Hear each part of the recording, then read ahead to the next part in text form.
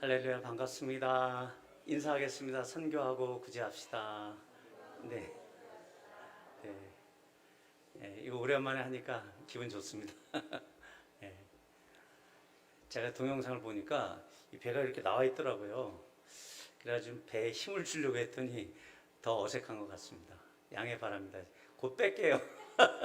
근데 저는 밥심으로 살거든요. 근데 요즘은 배 힘으로 사는 것 같아가지고 조금 부담스럽긴 합니다. 웃자고 하는 얘기고요.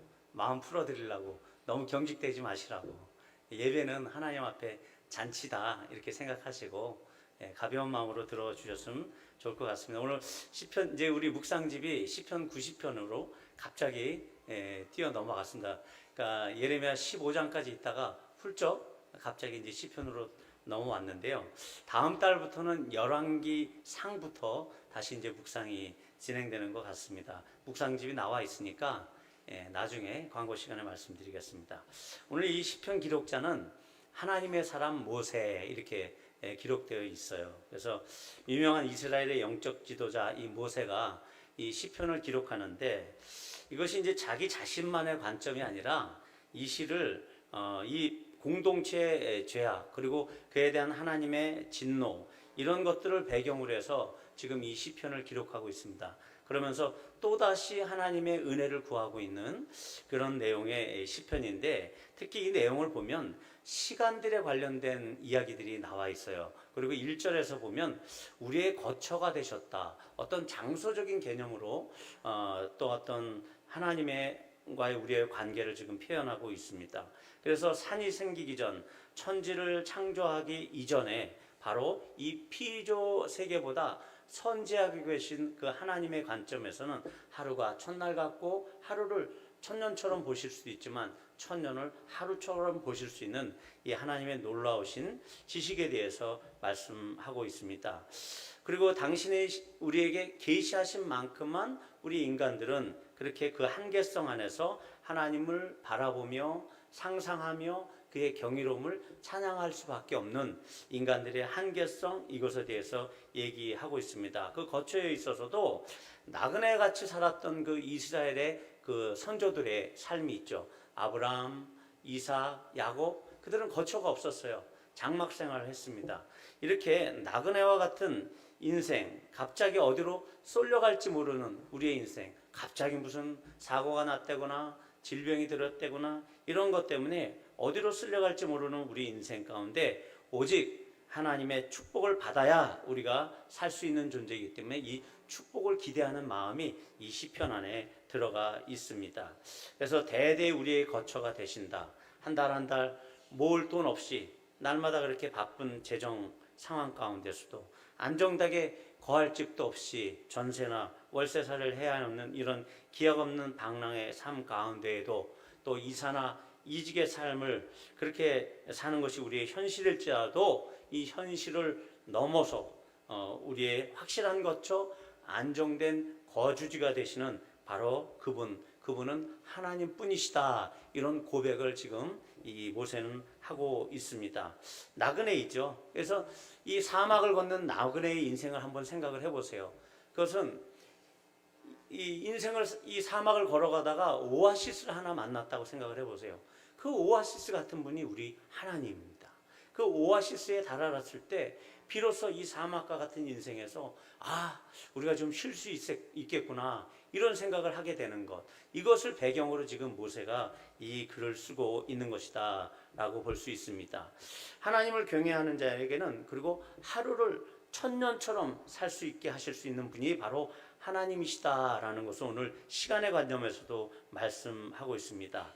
인생이 순식간에 일순간의 생각이나 한숨을 내뱉는 그런 순간처럼 사라지는 것이 우리의 이 시간인데 이러한 시간들 속에서 무엇에 안정감을 갖겠느냐? 그것은 영원하신 하나님 안에서 우리가 안정감을 가질 수 있다라는 것이 이제 이 말씀이죠. 우리의 하루의 예배가 지금 우리가 드리는 이 하루의 예배가 영원한 시간 안으로 이어진다라고 우리가 상상을 해보세요. 영원히 드릴 그 예배의 자리에 우리가 있다라고 한번 생각을 해보세요.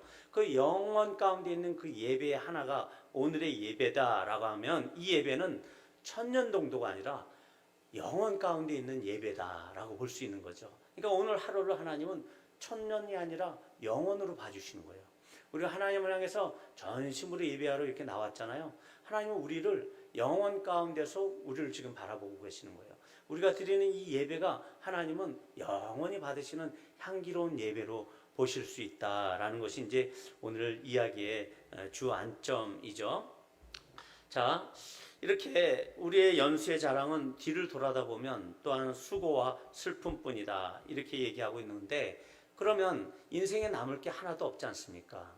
인생의 모든 시간을 지나왔더니 수고하고 슬픔뿐이면 하나도 남는 것이 없는데, 그 안에서 남는 것이 있다. 그것은 바로 하나님과의 친밀한 교제의 시간이다. 주님을 위해서 봉사한 그 시간이다. 또한 주님의 뜻이 있는 이 공동체 가운데 머무른 것이다. 이것이 바로 하나님이 원하시는 우리의 수고와 슬픔을 대신할 만한 가치가 있는 것들이다. 이렇게 볼 수 있겠습니다.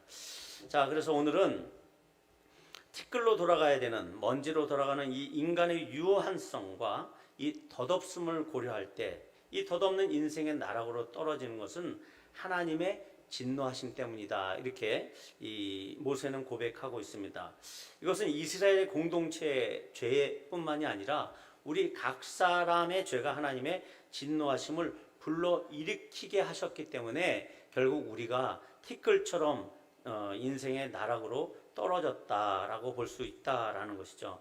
하나님 우리를 애초에는 선하게 만드셨습니다. 우리 인간은 하나님 앞에서 그런데 꾀를 내었습니다. 내가 한번 스스로 잘 살아보겠다라고 했던 것이죠. 육체적인 죄와 정신적인 죄와 영적인 죄로 하나님을 떠난 것, 그것이 바로 이게 하나님 앞에서 꾀를 낸 것입니다. 하나님의 속성은요, 하나님이 삼위로 계시거든요. 세 개의 퍼스널로 계세요. 세 위격으로 계세요. 그러니까 우리로 따지면 인격으로 계시는데 세 위격으로 표현하고 있는데, 이 세 위격이 하나된 연합체 안에서 계시는 거예요. 그것을 삼위일체라고 하죠. 그런데 이렇게 하나님께서 연합하시는 방식으로 우리들도 하나님과 언제나 연합하기 위해서 우리를 창조하신 것입니다. 그럼에도 불구하고 우리들은 그 연합으로부터 떨어져서 하나님 없이 스스로 계획하고 다 구상해 놓고 자기 계획을 하나님께 던지듯이 이렇게 기도하는 그런 습관을 갖고 있다라는 것입니다. 그것을 기도라고 생각합니다. 이것을 조금 더 확장을 해서 말씀을 드린다면, 많은 그리스도 안에 이 공동체에 있는 성도님들이 그리스도의 작은 공동체인 이 소그룹 안에서 여러 가지를 함께 의논하거나 셀 리더들에게 기도해달라고 요청하거나 그러지 않고 독단적으로 모든 일을 계획하고 살아가는 방식들이 아직 있다라는 것입니다. 청년부면 청년부 전도사님과 사소한 일도 나누는 것, 그 안에서 하나님의 진리가 발견되고 나의 문제점이 해결될 수 있다라는 이 진리를 모른다라는 거예요. 왜? 너무 독단적인 성격들이 있기 때문에 그렇다라는 것이죠. 하지만 주님은 그렇게 대충대충 우리의 인생을 다루시는 분이 아니십니다. 그런 태도들에 대해서 하나님은 분명히 나의 위권이자 되시고 나의 주권자 되시는 주님을 무시하는 행동이다라고 단정하실 수도 있다라는 것입니다.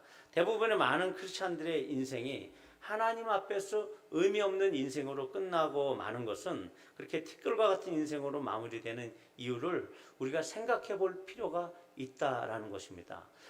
우리가 한번 장례식에 갔다고 생각을 해보세요. 많은 성도들이 이 세상을 떠날 때 남들에게 그렇게 영향력을 남달리 주었던 사람으로 기억되지 않고 자기의 일, 자기의 가정 이런 것에서는 헌신적으로 보였을 수도 있는데, 많은 사람들의 기억 속에 인격적으로 아름다운 그리스도의 모습으로 살았다고 기억될 만한 분들이 별로 많지 않다는 것. 크리스찬들의 장례식에 갔을 때 저분이 교회와 사회와 여러 부분에 있어서 참으로 존경받을 만한 분이다 라고 하는 평가를 많이 받지 못하는 것에 대해서 한번 생각해 볼 필요가 있다는 거죠. 그가 세상을 떠날 때 아름다운 찬사와 그의 장례식장이 하나의 잔치처럼 그렇게 그를 기념하면서 그를 좋아했던 사람들이 많이 모여가지고 그렇게 그에게 그의 그 행동들을 칭찬하는 그런 장례식 풍경이 과연 한국 그 크리스찬들의 고인들의 장례식장에서 과연 우리가 많이 볼 수 있겠는가, 이런 생각을 한번 해보게 됐습니다. 이 질문은 이 땅의 기독교인들이 많은 부분에 있어서 정말 약간은 변이된 크리스찬들로 살다가 그렇게 생을 마감한 것은 아닌가. 정말 하나님께서 신실하시고 사회와 교회의 본이 되는 그런 올바른 성품의 크리스찬들이 되기를 원하셨는데, 그의 죽음 이후의 삶을 보니까 과연 그런 삶을 살았을까? 우리가 한번 생각해 볼 만한 크리스찬들이 많이 있다라는 것입니다. 제3자나 사회인들에게 인격적인 지탄을 받으면서도 봉사만 열심히 하는, 이런, 그렇게 되면 또 천국 시민이 된다라고 생각하는 크리스찬들이 있다. 혹은 수십 년 신앙생활을 했지만 여전히 고집적이고 자기 주장이 강한 그런 크리스찬들이 많다. 자기 자식과 자기 가정에는 지극히 정성과 관심을 쏟고 있지만 공동체의 필요에 따라서 그 다음에 공동체와는 무관심하게 자기의 이상을 꿈꾸는 그런 크리스찬들도 많다라는 것입니다. 초대교회에서 구원이라고 하는 의미는 온 가족이 그 식객 뭐라죠? 식주인이라고 해가지고 옛날 구약 개혁 그 성경에서는 식주인이라는 표현해가지고 대가족 공동체였거든요. 그 중에서 밥을 맡고 있는 그 식주인, 그것이 이제 집사의 직분인데, 그런 개념으로 해서 그 식주인이 그리스도를 믿게 되면 온 가족이 구원을 얻는 그런 개념이었어요. 공동체의 개념이었거든요. 그 집이 완전히 교회화가 되는 그런 개념이었어요. 근데 지금 우리들의 사회는 그것이 안 되고 있어요. 왜? 공동체의 개념이 무너지고 있기 때문에 개별적인 구원만 생각을 하고 있죠. 그러다 보니까 가나안 성도, 거꾸로 하면은 안나가 성도라는 단어가 생기게 됐는데, 2000년 전에 오순절 성령 강림이 있고 나서 초대교회가 형성이 됐을 때 이런 가나안 성도라는 말이 과연 있었겠냐 한번 생각을 해보자는 거죠. 이런 단어는 있을 수 없었습니다. 공동체 안에서 구원이 이루어졌고, 공동체를 통해서 양육이 일어났고, 공동체 안에서 선교사가 파송이 됐었습니다. 근데 오늘날의 성도들은 그런 것들이 안 되고 있는 것이죠. 오늘 우리가 지금 관에 누여져서 우리의 육체는 관 속에 있지만 우리의 영혼이 지금 잠시 떠나 있다. 영화 속의 이야기처럼 한번 상상을 해보세요. 그리고 나를 찾아온 그 장례식장의 조문객들이 무슨 이야기를 하고 있나 한번 우리가 듣는다고 생각을 해보세요. 아, 그 사람은 평생에 참 그리스도와 같은 성품을 지닌 단정하고 밝고 온유한 사람이었지. 아, 그분 그리스도의 교회를 위해서, 그리고 연약한 신앙인들을 위해서 참으로 헌신적으로 봉사했던, 그러면서도 자신을 낮추신 진짜 하나님의 사람이었지. 그런 소리를 들었으면 얼마나 좋겠습니까? 그런데 아이고, 그분 중년에 바람났다며, 다른 여자하고 바람났대. 아, 그분 말년에 부부가 별거하고 애들이 가끔 찾아가긴 하는데 쓸쓸하게 혼자 돌아가셨대. 그분 교회와 사람들에 대해서 너무 비판적이었지. 아마도 그분은 자기 잘난 맛에 살았던 것 같아. 그분이 교회와 사람들을 위해서 기도한 사람이라고 나는 그렇게 별로 생각이 안 들어.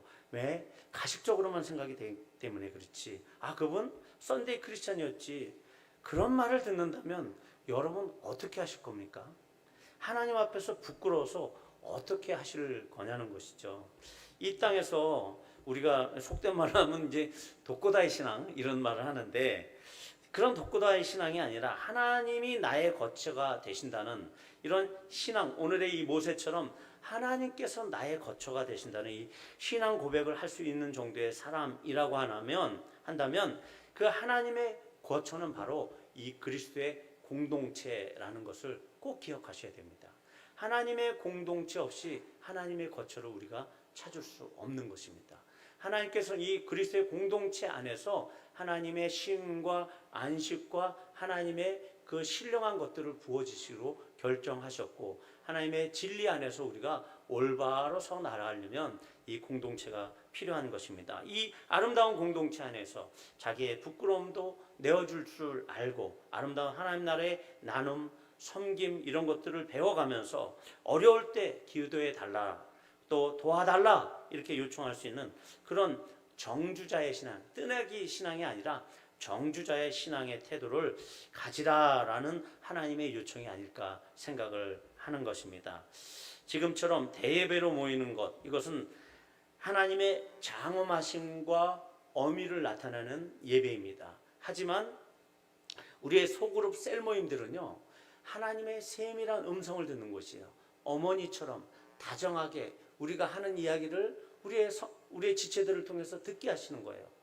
그런 하나님의 들으심을 그가 느끼게 하시는 그런 그 소그룹을 통해서 하나님의 세미한 음성을 듣고 어머니 같은 하나님을 경험하는 시간들이다, 이렇게 보시는 게 좋을 것입니다.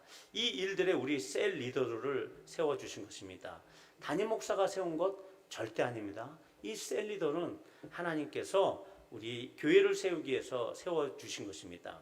이 셀 모임을 통해서 하나님은 대부분의 하나님의 사람들의 신앙을 견고하게 하셨어요. 우리 그 감리교를 세우신 존 웨슬리 있죠. 이 사람이 처음 신앙을 한 것이 홀리클럽이라고 하는 그 옥스퍼드 대학인가요? 거기에서 그런 작은 소그룹 모임에서부터 그분의 신앙이 자라기 시작했어요.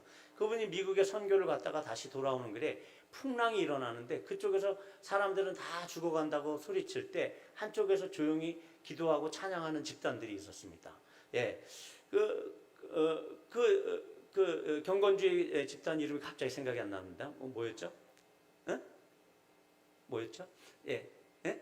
모라비안 성도들. 그 모라비안 성도들의 기도 소리를 듣고 그들에게 관심을 갖기 시작하고, 그러면서 나중에 회심의 경험을 하게 되는 거죠. 캠브리지 7인 건초 더미 기도회, 이 미국의 학생 자원 운동, 그 학생 자원 운동을 통해서 한국의 선교사들이 넘어온 거거든요.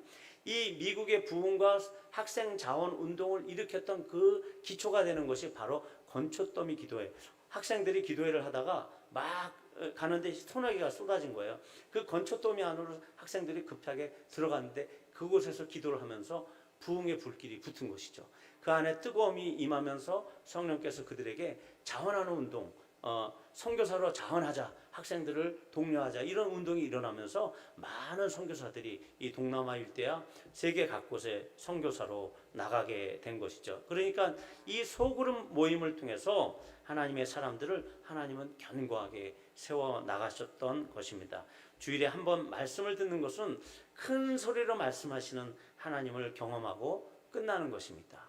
하나님은 그 세밀한 음성 가운데 우리에게 더 구체적으로 말씀하시길 원하시는데, 소그룹 안에서 성경을 묵상한 내용들을 서로 나누면서 각자에게 말씀하시는 하나님의 그 세밀한 그 음성들을 경험하면서 그들의 삶이 더욱더 진솔해지고 신앙의 뼈대에 골다공증이 생기지 않는 그런 견고한 그 신앙들이 세워져 가는 것입니다. 삶에서의 애환을 나누고 진심으로 기도해 주는 가운데 우리는 서로가 서로에게 선한 영향력을 끼치면서 아름다운 하나님의 나라를 이 소그룹 안에서 실현해 가는 것이다 라고 볼 수 있습니다. 내가 비록 셀 리더가 아닐지라도 나의 진정한 삶을 오픈하기 시작할 때, 나의 그 부끄러운 일들일지라도 공동체 안에서 풀어놓고 내가 먼저 다가갈 때 그의 행동은 공동체 안에서 선한 영향력으로 사람들에게 영향을 끼치게 됩니다.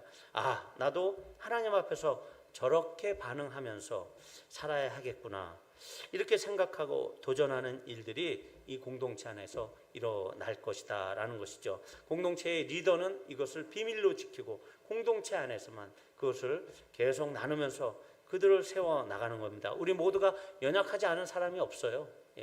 그래서 이 연약함을 함께 채워주고 일으켜줄 공동체가 아주 여실히 필요한 것이 현 시대의 우리 크리스찬들의 삶이라는 것입니다.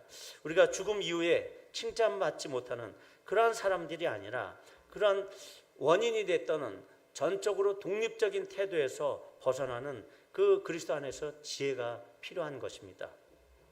이 시간 저와 여러분의 삶을 다시 한번 돌아봤으면 하는 생각이 듭니다. 내가 얼마나 하나님 앞에서, 주님의 공동체 앞에서 독립적이고 자주적인 사람이었나라고 하는 것을 좀 돌아봤으면 좋겠다라는 것입니다.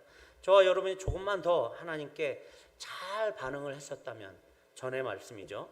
나의 형편이 지금보다는 더 안정되거나 더 만족한 삶을 살았을 텐데 하는 생각을 한 번도 안 해보신 분이 없을 겁니다. 저도 그렇거든요. 내가 좀 더 대학 시절에 하나님의 말씀에 빨리 순응했었다라면, 내가 조금 더 하나님의 일들에 대해서 관심을 가졌더라면 하는 생각을 합니다. 오늘 마지막으로 시편 기자는 14절에서 아침에 주의 인자하심이 우리를 만족하게 하신다라고 하는 표현을 하고 있습니다. 비록 아침에 피어났다가 저녁에 시들어버리는 그 찰나를 사는 들꽃의 들풀의 그 꽃과 같은 그런 찰나를 사는 것과 같이 한순간에 날려가는 그런 인간들의 삶에 있어서, 그 인생의 무상함 그 자체인 우리의 삶에 있어서 매일 아침에 만나게 되는 그 아침, 매일 만나게 되는 그 매일의 아침이 있지 않습니까? 우리가 깨어나면 아침을 맞게 되는데, 하나님께서는 우리들에게 인자하심을 베풀어 주시는데 매일 아침 그 인자하심을 내려주신다라는 의미입니다. 하나님의 인자하심이 우리의 살아가는 그 시간들 가운데 매일 아침마다 우리에게 임한다. 이것은 하나님의 성실성을 이야기합니다. 오늘 이 시편 90편을 통해서 모세는 인생의 무상함을 비유적으로 표현하고 있는데, 그 이유는 이스라엘의 공동체가 하나님의 노를 격발했기 때문에 그렇습니다. 그들이 그래서 멸망한 것을 지금 알리고 있는 것입니다. 하나님께 불순종하고 범죄에 빠질 때 이스라엘 공동체 구성원들은 참으로 허망하고 비참한 존재가 되었다라는 것입니다. 오늘 하나님께서 우리들의 삶이 헛도는 이유에 대해서 이것이다라고 말씀하는 것이죠. 다시 말씀드리자면 인간의 죄악성이 예수를 믿지 않는 사람들뿐만이 아니라 예수를 믿는다고 하는 우리들 속에서도 존재한다라고 하는 그 증거, 그것이 바로 사람들이 자기 멋대로 사는 것이다 라는 것입니다. 인간의 죄악은 사망뿐만이 아닙니다. 우매함도 있습니다. 지혜 없음이라고 하는 결과를 가져오게 되는 것입니다. 오늘 성경에서 사람의 날 계수하는 것이 바로 지혜다 이렇게 말씀하고 있죠. 곧 사망에 이르고 하나님의 심판이 멀리 있지 않다, 우리의 현실이 될 것이다 라는 것을 우리가 지금 기억할 필요가 있다라는 것입니다. 여호와를 경외하는 것이 지혜의 근본이요 거룩하신 자를 아는 것이 명철이니라. 오늘 아침에 하나님께서 주의 인자하심을 우리를 통해서 만족하게 하신다, 이 표현 안에 히브리 원어로는 그 인자하심이 헤세드라고 하는 말입니다. 구약에 한 240번 정도 나오거든요. 누구에게, 사람들과의 관계에 있어서는 누구에게 호의를 베풀다, 아니면 친절히 하다, 인자하게 베풀다, 이렇게 자비를 베풀다, 이런 뜻입니다. 예를 들어서 우리가 이제 룻의 아름다운 이야기가 있지 않습니까? 룻이 그 시어머니를 따라서 가지 않아도 됐었어요. 자기 남편들은 다 죽었기 때문에 이방인들의 모압의 어떤 규정에 따라서는 새 남편을 만나서 거기에 머무를 수도 있었어요. 근데 자기의 시어머니, 아무것도 가진 게 없는 시어머니를 따라간다고요. 시어머니 혼자 어떻게 살아갈고 그에게 친절을 베풀고 호의를 베푸는 것이에요. 이것은 하나님 안에서, 하나님의 이 섭리 안에서 하나님의 어떤 신적인 지혜로부터 나오는 친절입니다. 이것이 있었어요, 룻에게. 그리고 그 보아스에게 자기의 기업 물을 자가 여럿이 젊은 사람도 있었음에도 불구하고 이 늙은이 보아스에게 이 룻이 새롭게 시집을 가는 그런 일들을 결정하게 됩니다. 이것은 하나님 안에서의 섭리 안에서 행동하는 자비와 또한 호의라고 할 수 있습니다.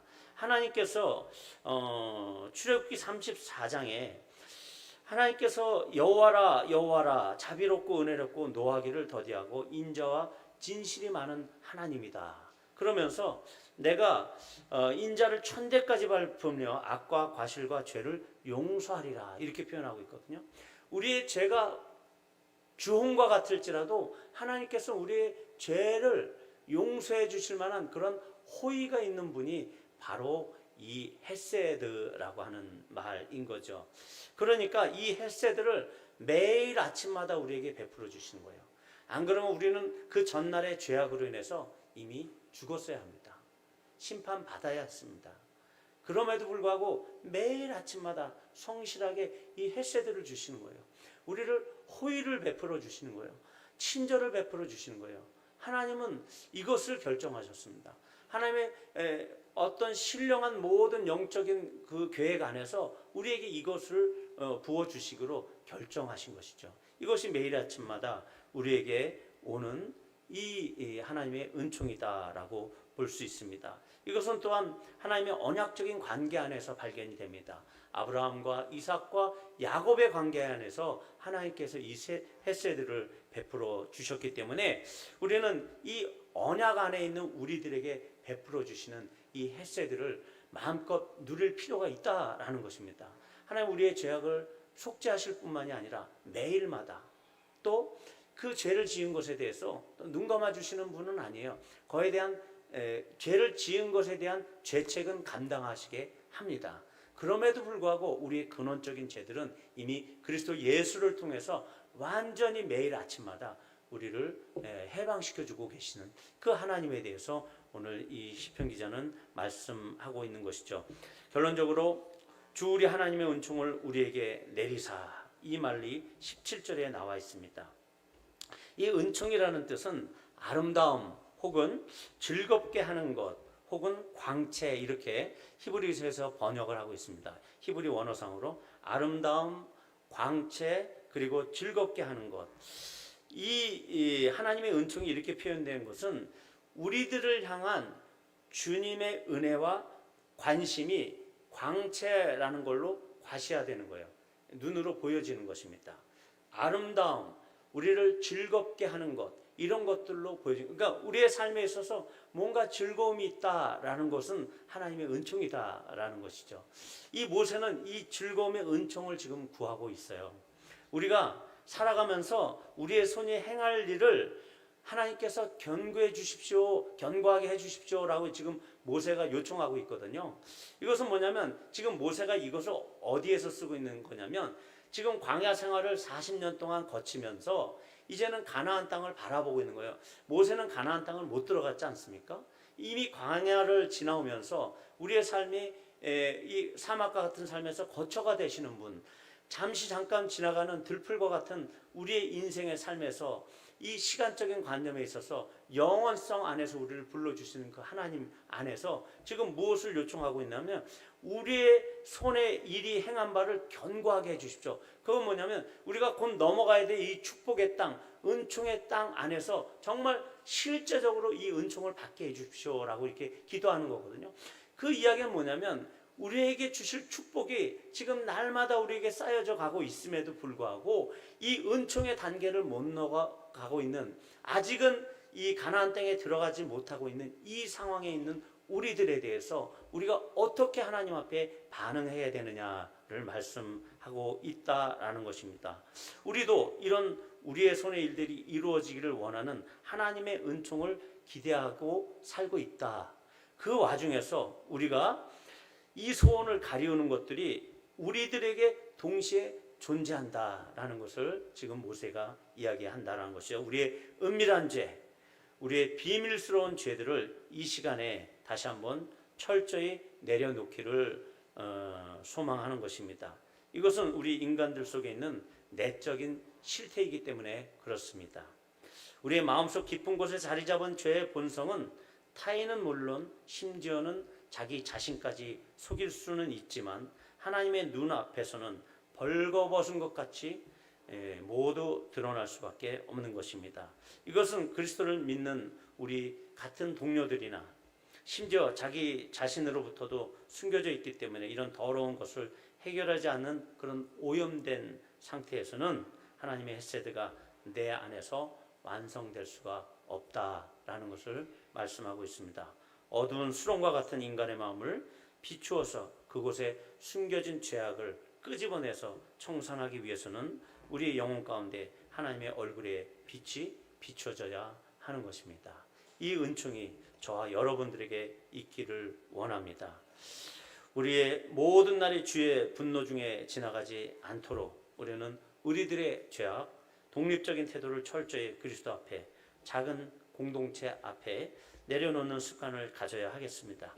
우리 공동체의 죄악이 혹시 작은 공동체를 이루라고 하시는 이 하나님의 뜻을 지연시키는 것이다라고 하면 우리는 그 죄악을 속히 벗어버리고 작은 공동체 또한 우리 개인의 삶에도 하나님의 헤세드가 완성되기를 함께 간구해야 할 것입니다. 이런 하나님의 뜻에 겸손히 굴복하여서 작은 공동체를 위해서 우리의 삶을 헌신하는 저와 여러분이 되기를 주님의 이름으로 축원을 드립니다. 함께 기도하시겠습니다.